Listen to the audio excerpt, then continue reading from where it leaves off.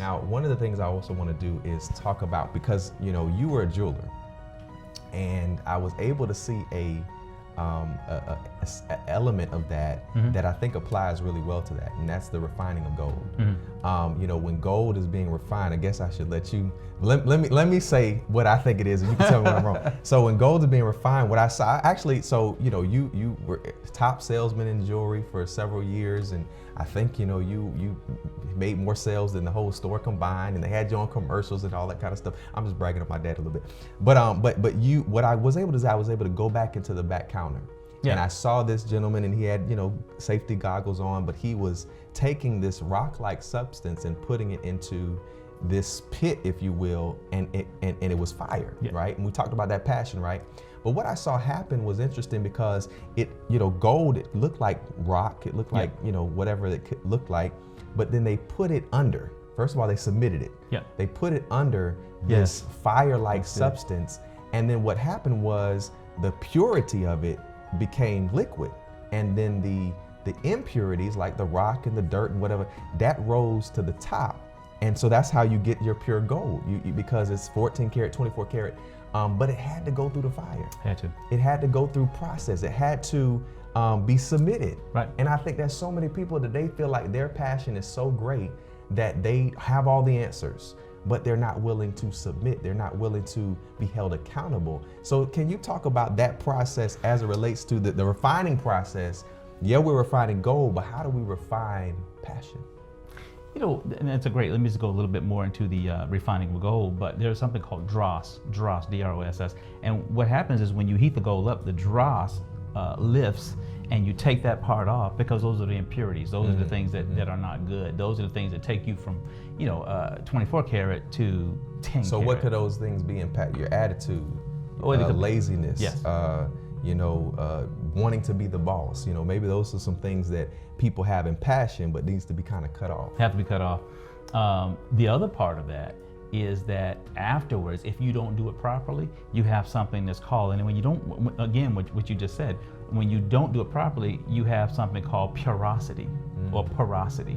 Porosity is when you finish the whole casting, but you look at it and you look at it very closely, and there's little holes in it. We have little holes sometimes in the porosity because the process wasn't done properly. Right. So what do you have to do? If you're going to do it properly, you have to take that nice looking piece of jewelry and put it back in the fire. That's good. And then when you do it properly and the dross comes off, then the porosity is gone, and when the process is gone, that's pure gold. So sometimes we do run into situations where we don't do the proper steps, and we don't get what we want. Here's the problem. When people are willing to accept the porosity, they're willing to accept imperfection, they're willing to accept passion that never makes it to purpose. Wow. But they push that. They push that as if, and unfortunately, there are people that accept that. They accept that imperfection, and I'm almost right. I look pretty good, because the goal, if you don't look at it through a scope, or at least look at it through a loop, which is just a magnifying, you can't even see it. So now this is bringing me to something else. I love it, because there's holes. Your passion will have holes that now seep through, and it can't lead to purpose. Right. But then there's something else, and this is just off the dome. Fool's gold. So when it comes to that, I'm looking at, there could be a passion in your life, but fool's gold don't go through that process. Fool's gold, it looks shiny, it looks like it's the way, and so many people they're chasing out. That's why I don't like when people chase money. Right. Don't chase. I know we're in a pandemic and people are trying to find ways of income, but you don't have to chase purpose. I talk about that in the book. Purpose is something that it lives with, you live in. I believe that when God was creating us on this earth, he created a purpose. He created an assignment, and he connected us to the assignment. We're not the focal point. It's the purpose that we're created for. And so when we're birthed into this earth, we're birthed in purpose. Right. We don't birth out purpose. But we don't start with purpose. We're in purpose. Right. So as we're in purpose, we have to develop. We have to mature. It's like a woman giving birth. The head has to develop, the eyes have to develop, the hands have to develop, the ears have to develop in the womb. Well, we're in the womb of purpose. And so when we come out into the world, we're still in our incubation stage. Right.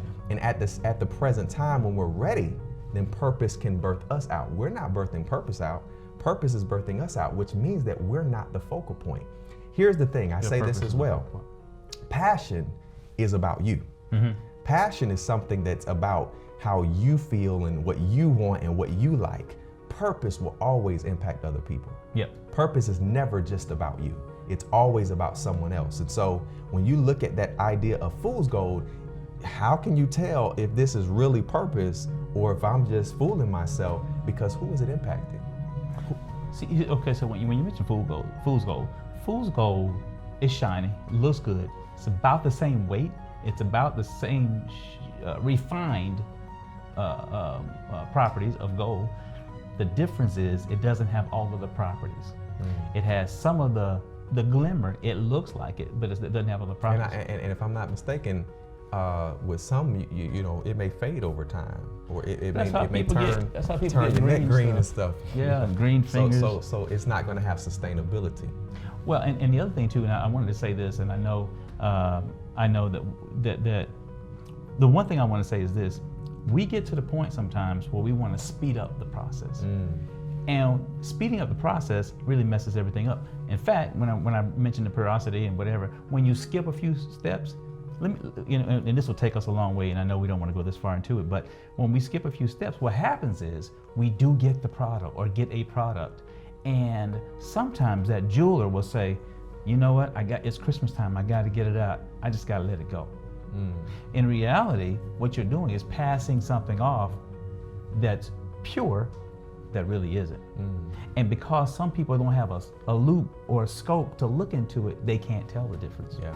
You know? Yeah, so I think that's a perfect segue, because one of the things we want to do here at NJS Collective is be that scope. Sure. We want to be a company who can help people transition from passion to process to purpose, so that they can get to that platform. We have so many people that are building premature platforms. Sure. And because they're building premature platforms, when you look at a baby that's premature, it still has life, it still has purpose, but there are some deficiencies that may not have been there had it been able to go through the right process. We don't want businesses to be deficient.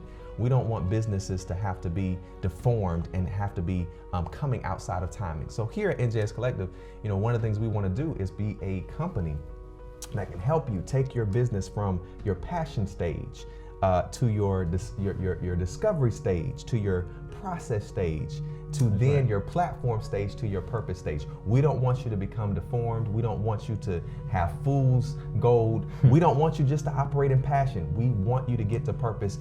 This is a different type of a company. We're not just trying to just push you to make a lot of money, although that's a big part of it. We want you to walk in purpose. You don't have to work a job that you don't like. You don't have to have a dead-end job. You don't have to hate getting up in the morning. You can work in what you love if you allow that passion to actually operate and become purpose. But one of the things, and I think we have to talk about this, is there's an element that stops people from walking in, and that element or that elephant is fear. It's a fear that I'm not ready. I don't have all the right resources. I don't have all the right education.